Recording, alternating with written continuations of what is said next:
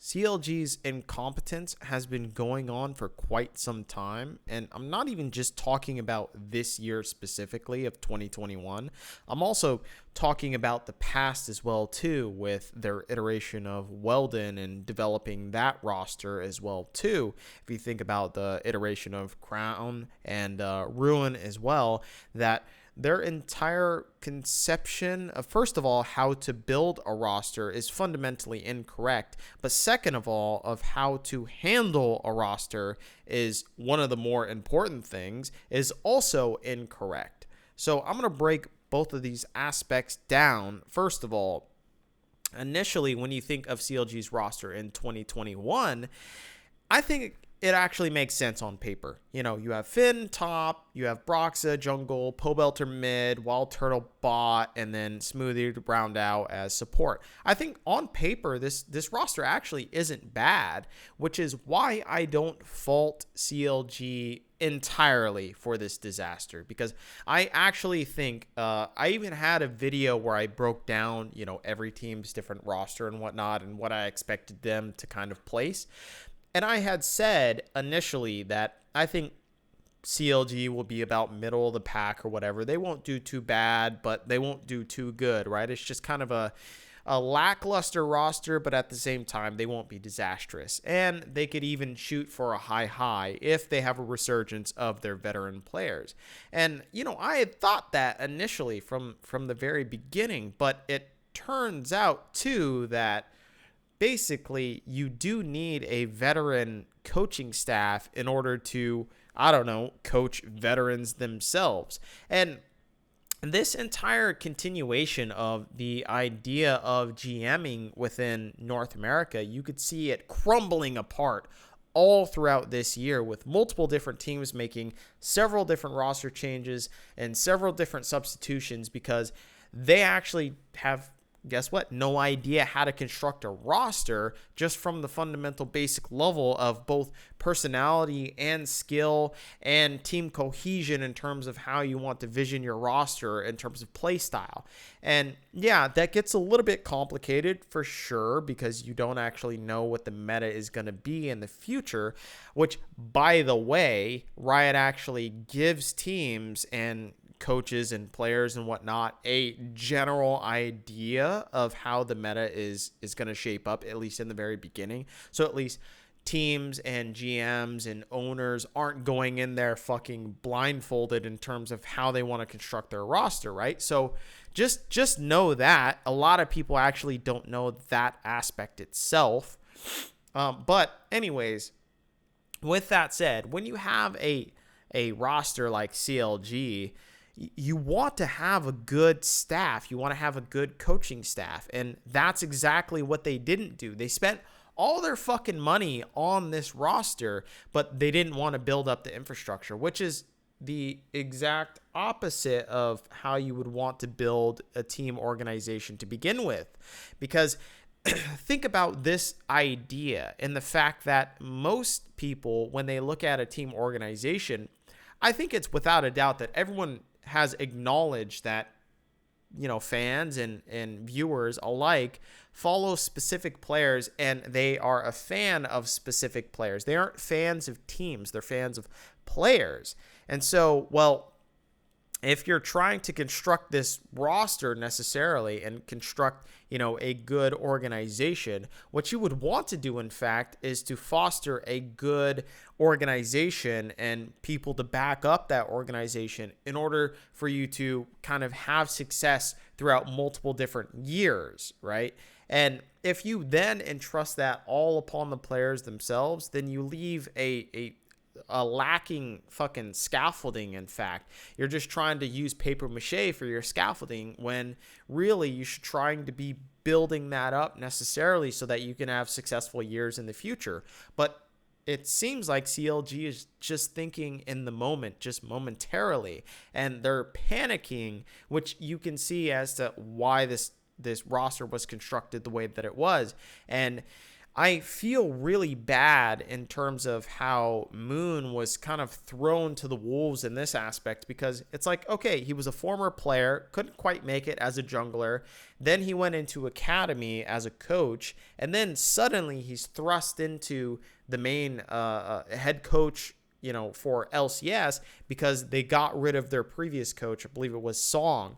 And so when you're in a position like Moon, you kind of have like no way to refuse that offer, because first of all, you don't know when you're gonna get it again, right? And then second of all, like, he's never gonna be able to play again anyways, right, as a player. So that option's kind of left out on the off the table, as it were. So it's obvious that he's going to take this, right? It's like a starving man being shown, a prime rib or some shit, right? Even though this rib is injected with cyanide. And so, like, I feel bad for him in the sense that he's trying to command this veteran roster of, another jungler that's been to fucking Worlds way more times than him and has way more experience than him. So how can he ever really have the upper hand in this conversation? Even Pobelter is more experienced than him, You could look at Wild Turtle or even Smoothie, in fact. Like, all these other players are just, they're just way more like, they have way more say in how this team functions as a team in and of itself, and all he can provide is maybe his recommendations or whatnot, and he really is not set up for a commanding voice in that sense. So I feel like CLG entirely set this guy up for failure. And not only that, but it's obvious that he doesn't have enough supporting staff. And then we look at the entire ordeal of ex-Sojin, right, with the tweets that he came out with recently. And let me see if I can pull them up here. So he talks about this idea of basically Madison Square Garden having more control over what is the CLG roster or decisions or whatnot of players maybe staying in or being substituted out.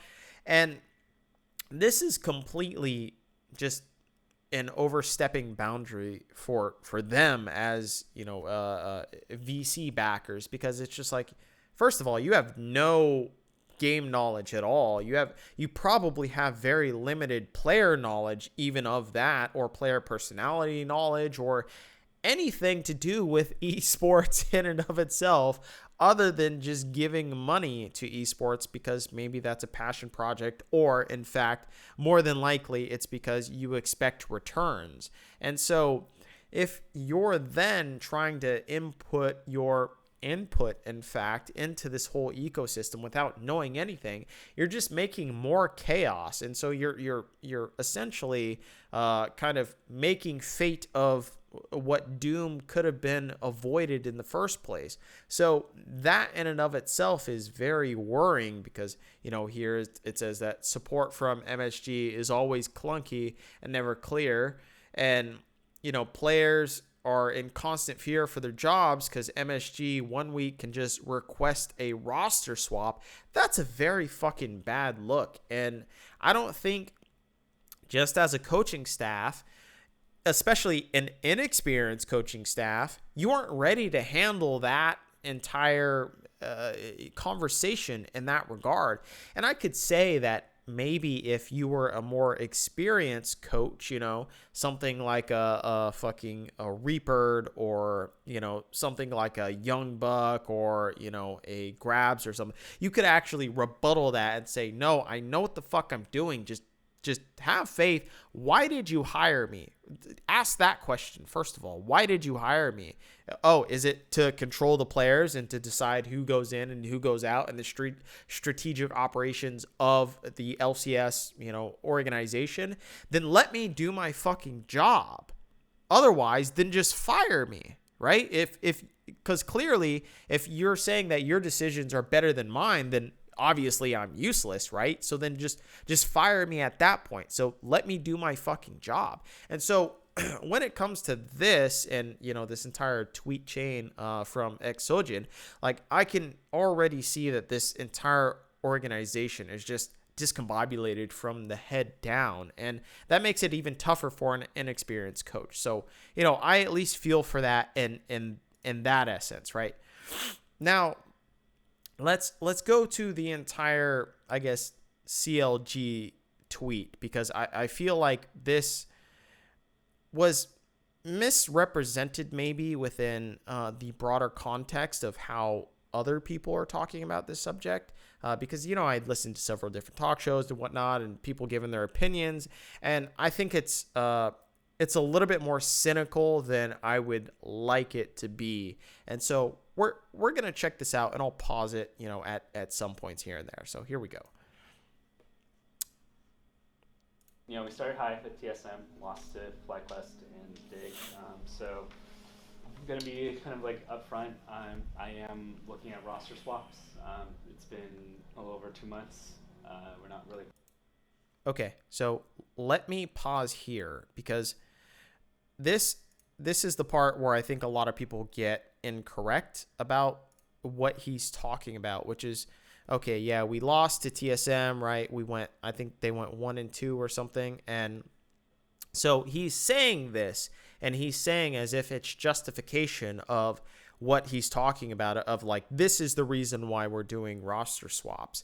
And I don't look at it as that. I feel like this is his scapegoat in order to do the roster swap itself. Now, you could criticize that he is putting the entire responsibility off into some results-based analysis. Sure, that's fine if you want to do that, but don't make I think the seemingly disingenuous argument that this is his actual thought process of why he's making these decisions in and of itself. I just think this is the scapegoat in which he could do that to put a little bit less pressure on himself. So in this essence, I actually think this is a type of cowardly move, because he's trying to put it more on the results rather than himself and his decision as a GM.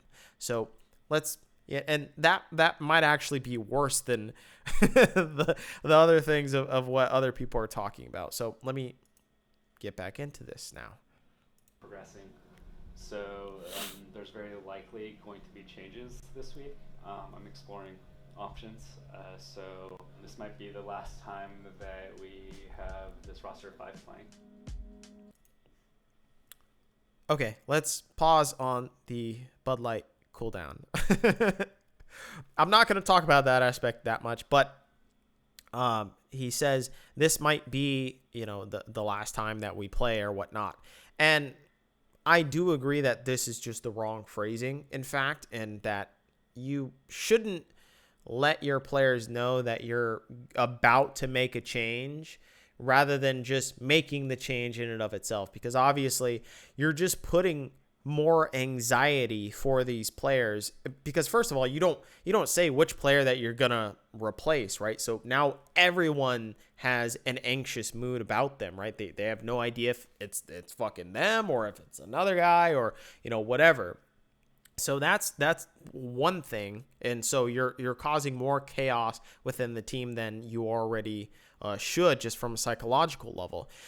Second of all is it's the idea that, okay, now you're putting this pressure onto these players to where now they're just going to play more worse, given the fact that it's like, well, now I'm just completely replaceable, and there's this roster construction that's happening, and it's seeming like I have no interface within this entire thing. And hearkening back to the idea of just the discussion of, him seemingly saying all of these things because of results-based analysis, which I think is fair, but I think also I want to point back to just the cowardice angle of how he approaches this subject and how it's a scapegoat.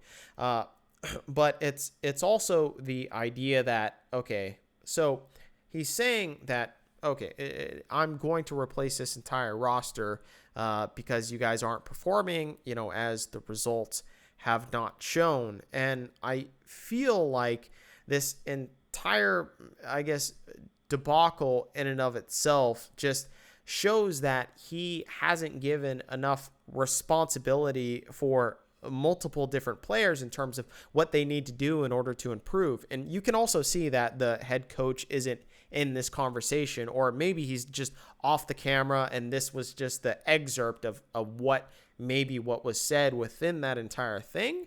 But I feel like one of the big problems within North America in terms of how they construct their teams, or rather how they construct feedback, is that they don't set goals, and therefore they leave it to where the blame is so ambiguous and nebulous to where, if things go wrong, no one can be blamed. And it's this higher order of all these different things from, the head coach or the management that are making these decisions.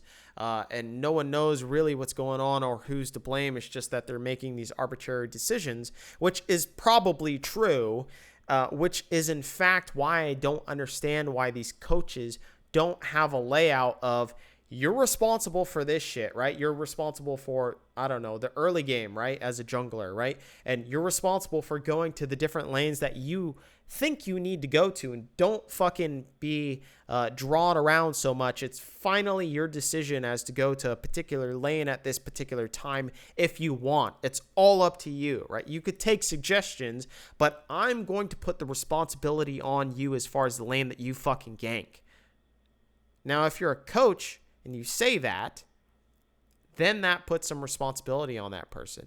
Then that means that when something breaks, you know exactly where to go to in the system in order to fix it. That's the most important part of responsibility in and of itself within an entire team structure, is that when you give someone responsibility, it's not that you want to blame that person. I'm not saying that's the case. It's that you know where to fix the problem. That's the most important part, is that it's not to shut down that person in particular. It's not to degrade them or to demean them or whatnot. It's that you know exactly the areas and the problems to fix and provide a solution. But if you don't divvy up this responsibility in between different players, it's just a fucking crapshoot. And that's, I think, in part why we see these really random roster swaps that don't amount into anything, because they actually don't know what the problem is, because they haven't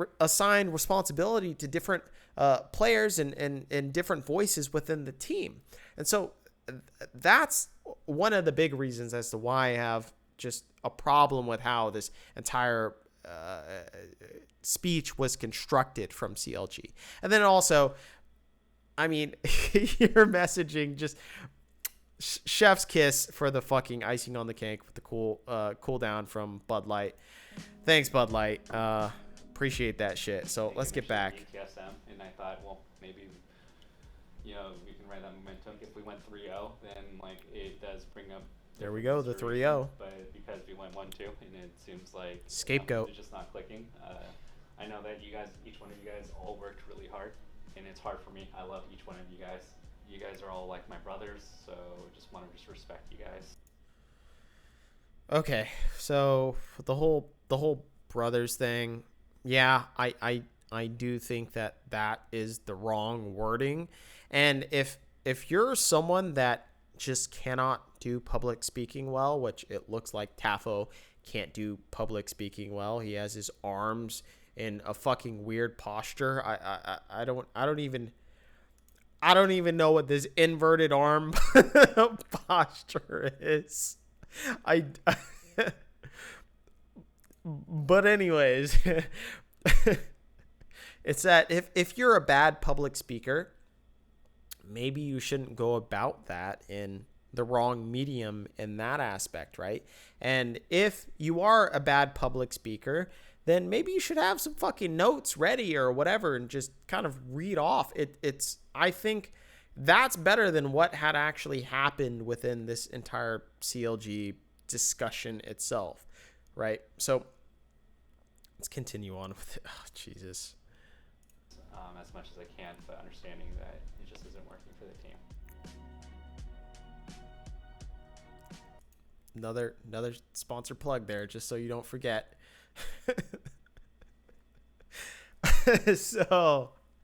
So with that entire thing said, let's just move on to the whole content idea of publishing this as an organization, first of all.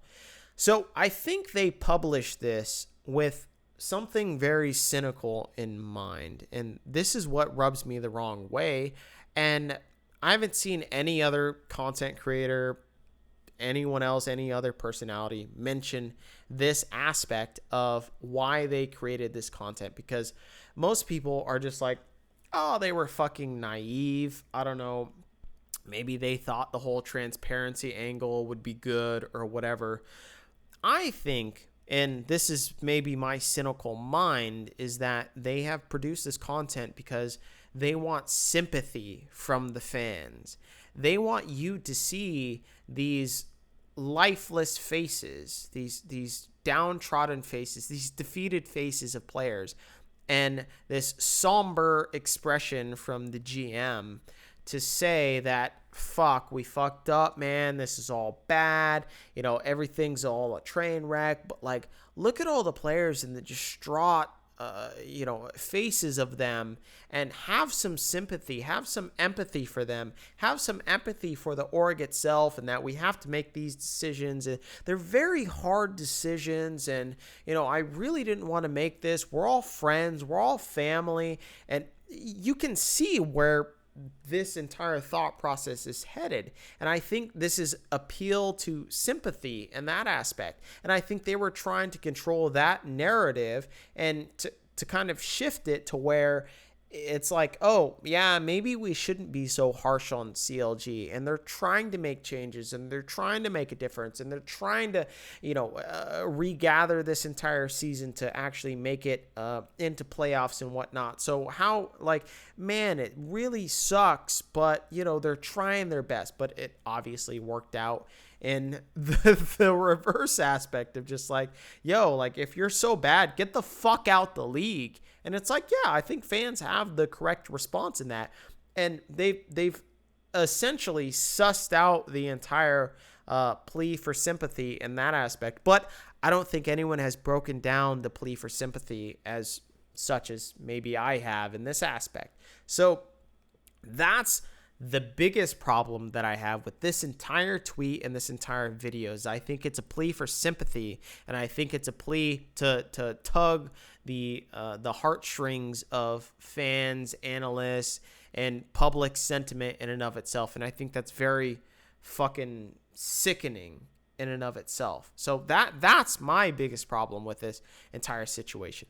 Now let's go to, the Pobelter tweet, which, by the way, I knew that all this shit was going to unfold anyways, right? So all these other content creators ended up jumping the gun and putting all their content out and shit. And then all these other fucking tweets and stuff happened. So, I knew this shit was going to happen, but, whatever. All y'all motherfuckers just jump at the gun anyway. So let's go with Pobelter's tweet, which is really good, in fact. So let's just read it word for word. I'll interrupt sometimes. That was painful to watch. I know for sure the players on CLG are way better than that. And this is after the Immortals versus CLG game, to where I think it was the worst game this entire year. I think I could say that assuredly, that this was the worst game the entire year. Not because, a team got particularly stomped, but it was because both teams didn't know what the fuck they were doing, and CLG just abhorrently didn't know what they were doing. They were in the lead. They threw the lead. They still didn't know what they were doing. They had multiple chances to come back. They had multiple times to take control of the game, and it was very, very bad game. It was one of the worst games of League of Legends that I can remember, and I've been watching League of Legends professionally, the professional circuit, since truly season 3, if not season 2 at Worlds and whatnot. So that's a really long span of time in order for me to actually say that. Dignitas versus Renegades is obviously the worst game I think of all time, maybe, other than I think there was another game in Korea to where it was ended, I think, before 10 minutes or something, which was like atrocious. But we're gonna push that aside. But yes, this was one of the worst games of all time. I would say, without a doubt, at least top 10. So let's continue with the reading of this. I think the team environment became way too negative and doomed, super, super high pressure, and I don't think anyone can succeed or play with confidence under those circumstances.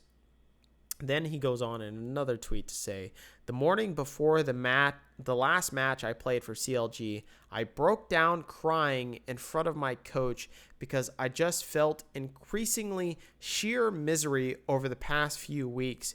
It just felt like nothing at all was going right. I had never felt that way in 7+ years as an LCS pro. So, with that's very convincing in terms of just Paul Belter's weight as a player, and as just someone that's very tenured within the entire scene. And so it's very disheartening to hear that aspect and how actually bad maybe the team atmosphere is within CLG, but also that the coaching staff aren't able to try and cheer these players up, to rectify it, to rally them, to increase morale. It just seems like they're doing nothing, and they're just letting these players wallow within their sorrow, because it is very difficult to lose multiple different games in a row, especially when you had previously been at the peaks of, say, of the likes of maybe a Pobelter or a Wild Turtle or a Broxa or even a Smoothie. And so, yeah, that's going to harm the mentality of these players.